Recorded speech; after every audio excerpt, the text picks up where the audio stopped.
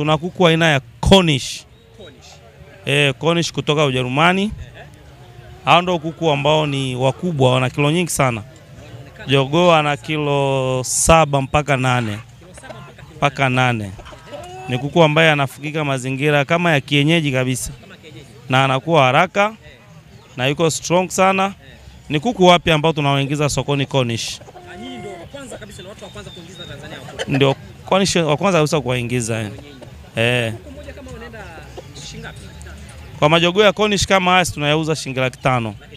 Jogoo ambaye tayari anafaa kwa ajili ya mbegu, lakini pia kwa ajili ya kula, lakini papa sasa kwa ajili tunauza kwa ajili ya mbegu.